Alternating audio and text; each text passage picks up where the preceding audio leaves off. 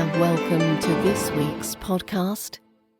Before we move on to the main content, I just wanted to ask if you could subscribe to the podcast so that you don't miss any of the episodes. The Tuesday that's just gone, I released a bonus podcast, which I'm not sure if all of you actually received, because if you don't actually subscribe, it doesn't automatically pop into your podcast feed. So please do subscribe. And if you'd like to leave a review, please make it 5 stars. Apparently that really makes a big difference. But without further ado, let's get on to Section 1. Section 1. What is it to speak clearly? I had an interesting live chat message this morning from one of the website visitors to learningbritishaccent.com. They asked, I would like to speak more confidently, clearly and fluently. My problem is, I don't know how to speak confidently. Please help me to speak more confidently. I then replied with a, why do you think you lack confidence? Are you not sure what to say or how to say it? Or is it something else? Sadly, I didn't get a response, but I'd love to know where they actually felt the issue lay.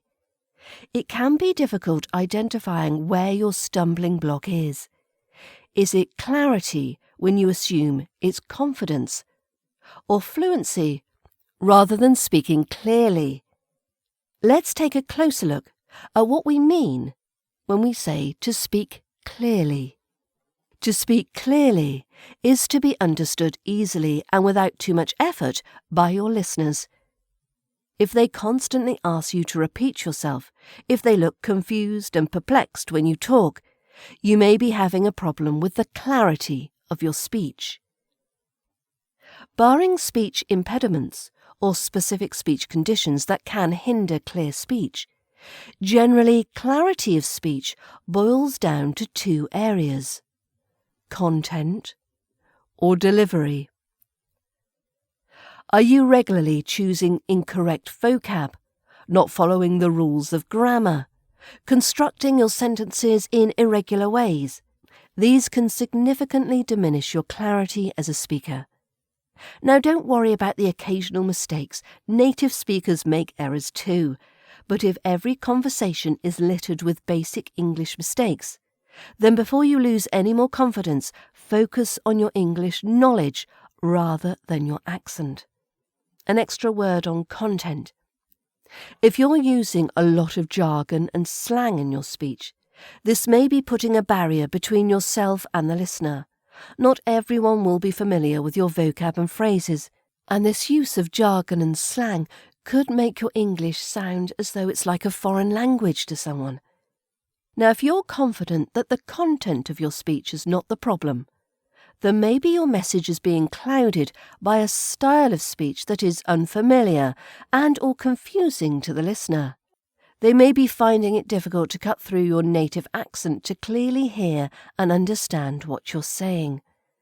Your native accent may be causing some sounds to be mispronounced. Often a particular sound isn't used in your native language. You may be simply unaware that you're substituting sounds, which is resulting in misunderstandings and confusion. Problems with clarity in your speech is all fixable once the issue has been identified. Section 2. The consequences of lack of confidence. In Section 1, I mentioned a live chat message I received from a visitor to learningbritishaccent.com. They had asked, I would like to speak more confidently, clearly and fluently. My problem is, I don't know how to speak confidently. Please help me to speak more confidently.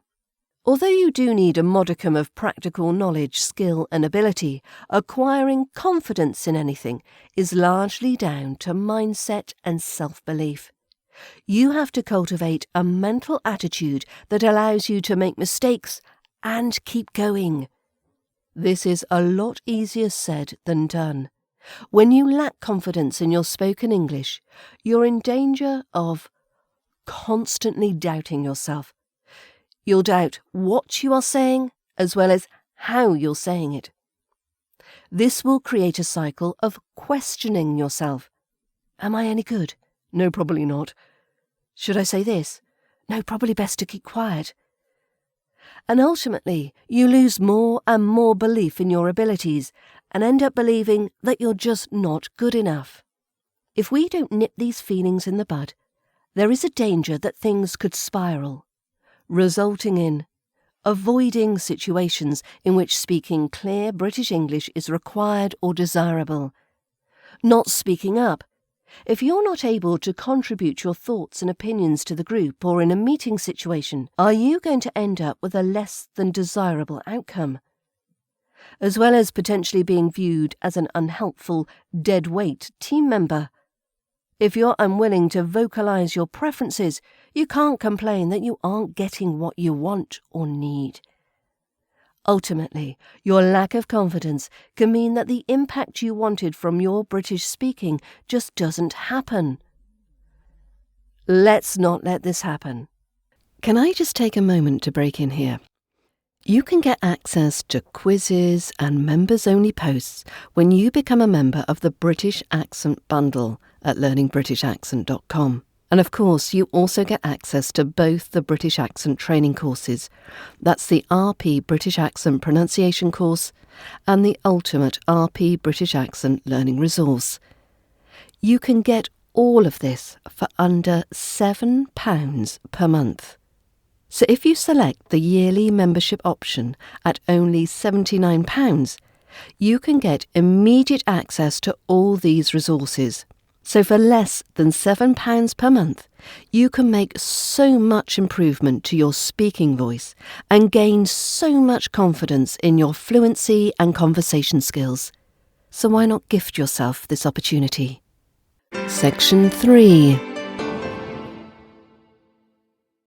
Is your conversational basket overflowing? We talked in Section 2 about the lost opportunity that comes with a lack of confidence in your spoken English skills. Let's start to build your confidence and prove to yourself that you are more than capable of speaking fantastic English in an RP British accent. A quick mention on the subject of content of your British English conversations, and we can split this into two areas. Are you interesting to listen to?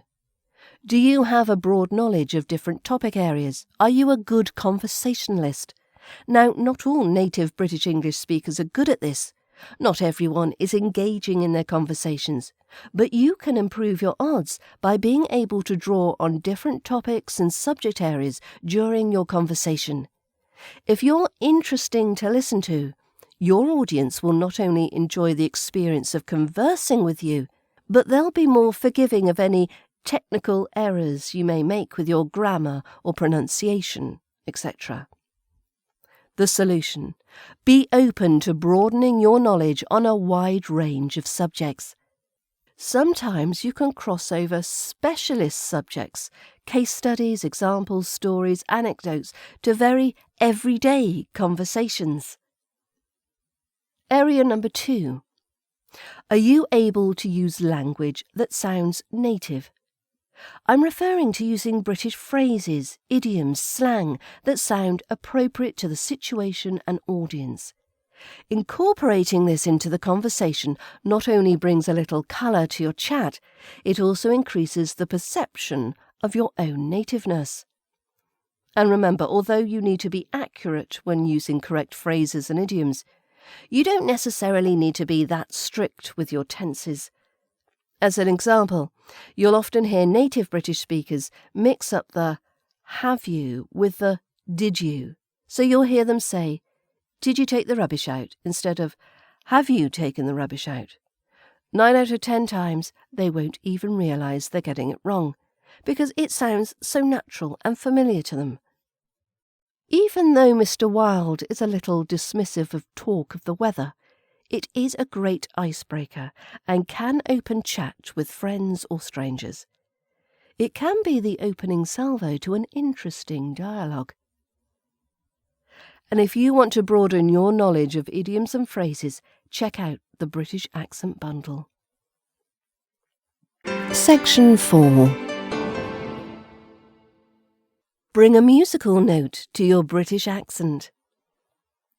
Now, I'm more of a podcast person than a listening to music one. I get far too distracted by music and want to stop everything and just sing along. However, if you love a sing-along, let me remind you of the benefits of singing to practice your English and your accent. Singing tends to neutralise any regional accents your natural speaking voice has. Most singers will perform with a neutral, standardised sounding English. So why not sing a song to hear how your accent changes? Singing English songs will also help with your vocab and general spoken English. Most pop songs are all about repeating phrases, and repetition is the best way to learn the language and the pronunciation. When you're singing a song, you usually pay close attention to how the words and sounds feel as they're sung. The rhythm of music helps you pronounce words with the correct speed, intonation, and stress. Singers tend to elongate vowels to create a mood and emotion. This can help your accent sound more neutral and less accented. I'd like to give a shout out to the words and music of the Pet Shop Boys to help with your British accent pronunciation. Mr. Neil Tennant has fabulous enunciation and pronunciation, and you can't go far wrong if you spend a few minutes listening and singing along to some of their hits. Have a very musical day. Section 5. A quick hack to improve your fluency. Circling back to the benefits of singing. If you've worked on the British accent sounds but are still finding your native accent sneaking through, how about trying this nifty trick? Take a song, any song, one that you know pretty well. Start singing the lyrics as a warm-up. Now substitute the regular lyrics with a well-known conversational phrase, something like, "How are you? It's great to see you. Do you have the time? Do you have a moment?" Anything that can fit with your chosen song. Sing the phrase to your music 2 or 3 times, then immediately after, just say the phrase, rather than sing it. Does it now feel and sound more smoother and fluent? Did you find your native accent is lessened and you sound more British? The power of singing and music and its unique rhythm and intonation can be used as a technique for non-native speakers who are struggling to reduce their native accent. Release your vocal talents through a song. Now, if you want to practice more conversational phrases, take the chunking module in Course 2 of the British Accent Bundle. Well, that's it for this week. I hope you've had a fantastic week, and please join me again next Friday for our next podcast. Have a great weekend. Take care. Bye-bye.